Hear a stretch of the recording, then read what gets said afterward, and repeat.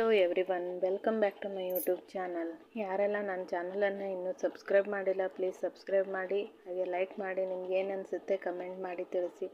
ಏನಾದರೂ ತಪ್ಪಿದರೂ ಕೂಡ ಕಮೆಂಟ್ ಮಾಡಿ ತಿಳಿಸಿ.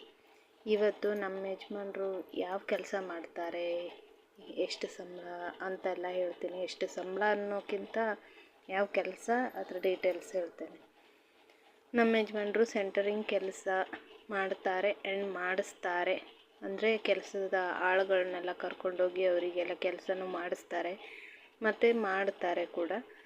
ಅವರು ಪಾರ್ಟ್ನರ್ಶಿಪ್ ಮೇಲೆ ಮಾಡ್ತಾರೆ. ಕಾಂಟ್ರಾಕ್ಟ್ ಎಲ್ಲ ಬೇರೆಯವರು ಹಿಡಿಯೋದು. ಅವರು ಏನು ಹೇಳ್ತಾರೆ, ಯಾವ ಥರ ಡಿಸೈನಿಂಗ್ ಇಂಜಿನಿಯರ್ ಕೊಡ್ತಾರೋ ಅದನ್ನ ಪ್ರಕಾರ ಅವರು ಮಾಡಿಸ್ತಾರೆ ಕೆಲಸ. ಇನ್ನು ಪೇಮೆಂಟ್ ವಿಷಯಕ್ಕೆ ಬರೋದಾದರೆ, ಪೇಮೆಂಟು ಇವರ ಆಳುಗಳಿಗೆ 650, 700, 750, 800 ರೂಪಾಯಿ ತನಕನೂ ಇದೆ. ಇವ್ರಿಗೆ ಅವ್ರಿಗಿಂತ ಒಂದು ಸ್ವಲ್ಪ ಜಾಸ್ತಿ ಅಷ್ಟೇ. ಬಿಸಿಲಲ್ಲಿ ಕೆಲಸ ಮಾಡೋರಿಗೆ ಎಷ್ಟು ಪೇಮೆಂಟ್ ಕೊಟ್ಟರು ಕಡಿಮೆನೇ. ನಮ್ಮ ಯಜಮಾನ್ರಿಗಿಂತ ಮತ್ತು ಅವ್ರ ಆಳುಗಳು ಎಲ್ಲನೂ ತುಂಬ ಬಿಸಿಲಲ್ಲೇ ಕೆಲಸ ಮಾಡ್ತಾರೆ. ಅದು ನೋಡಿದರೆ ಬೇಜಾರಾಗುತ್ತೆ. ನಮಗೂ ಒಂದು 5 ನಿಮಿಷ ಹೊರಗಡೆ ಹೋಗಿ ಬಿಸಿಲಲ್ಲಿ ಏನಾದರೂ ಒಂದು ಚಿಕ್ಕ ಕೆಲಸ ಮಾಡ್ಕೊಂಡು ಬರೋಕ್ಕೆ ಹೋದರೆ ತುಂಬಾ ಸುಸ್ತಾಗ್ಬಿಡ್ತೇವೆ. ಅಯ್ಯಪ್ಪ ಎಷ್ಟು ಬಿಸಿಲಿದೆ ಅಂತ. ಪಾಪ ಅವರು ಬೆಳಗ್ಗೆಯಿಂದ ಸಂಜೆ ತನಕನೂ ಬಿಸಿಲಲ್ಲೇ ಕೆಲಸ ಮಾಡಬೇಕು. ಅದಕ್ಕೆ ನಾವಾದರೆ ನೋಡಿ ಮನೆಯಲ್ಲಿ ಆರಾಮಾಗಿ ಮನೆ ಒಳಗಡೆ ತಂಪಲಲ್ಲಿ ಆರಾಮಾಗಿ ಇದ್ಬಿಡ್ತೀವಿ. ಅವರೆಲ್ಲ ಆದರೆ ಎಷ್ಟು ಕಷ್ಟಪಡ್ತಾರೆ. ನಮ್ಮ ಯಜಮಾನ್ರು ಒಬ್ಬರೇ ಅಂತಲ್ಲ, ಅವ್ರ ಜೊತೆ ಕೆಲಸ ಮಾಡೋರಾಗಲಿ, ಈ ಸೆಂಟ್ರಿಂಗ್ ಕೆಲಸ ಮಾಡೋರೆಲ್ಲ ಹೇಗೆ ಕೆಲಸ ಮಾಡ್ತಾರೆ ಅಂತ ಬೇಜಾರಾಗುತ್ತೆ. ಸಿಕ್ಕಾಪಟ್ಟೆ ಹೊರಗಡೆ ಬಿಸಿಲಿರುತ್ತೆ, ಏನು ತಂಪಲಲ್ಲಿ ಕೂತ್ಕೊಳ್ಳೋ ಹಾಗಿಲ್ಲ, ಏನಿಲ್ಲ. ಅದರಲ್ಲೂ ಈ ಕಬ್ಬಿಣದ ರಾಡ್ಗಳು ಮತ್ತು ಸಿಮೆಂಟು ಫುಲ್ ಹೀಟು. ಬಿಸಿಲಲ್ಲಿ ಕೆಲಸ ಮಾಡಿ ಸಂಜೆ ಮನೆಗೆ ಬಂದಾಗ ಅವ್ರದ್ದು ತಲೆ ಮುಟ್ಟು ನೋಡಿದರೆ ಗೊತ್ತಾಗುತ್ತೆ ಎಷ್ಟು ಬಿಸಿಲಲ್ಲಿ ಕೆಲಸ ಮಾಡಿದ್ದಾರೆ ಅಂತ. ಸಿಕ್ಕಾಪಟ್ಟೆ ಹೀಟಿನ ಕೆಲಸ. ಏನು ಮಾಡೋದು, ಅವ್ರಿಗೆ ಈ ವರ್ಕೇ ಚೆನ್ನಾಗಿ ಸೂಟೇಬಲ್ ಆಯಿತು. ಒಂದೊಂದು ಸಲ ಕೆಲಸ ಹೆವಿ ಇದ್ದಾಗ ಹೇಳ್ತಾರೆ, ಈ ಕೆಲಸನೇ ಬೇಡ, ಬೇರೆ ಏನಾದರೂ ಕೆಲಸ ಮಾಡ್ತೀನಿ ಅಂತ.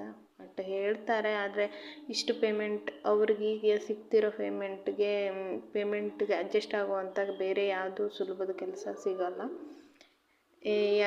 ಕೆಲವರಿಗೆ ಅವ್ರವ್ರದ್ದೇ ಕೆಲಸ ಸೆಟ್ಟಾಗಿ ಬಿಡುತ್ತೆ, ಅದಕ್ಕೋಸ್ಕರ ಅದೇ ಕೆಲಸನೇ ಮುಂದುವರ್ಸ್ಕೊಂಡು ಹೋಗ್ತಾರೆ.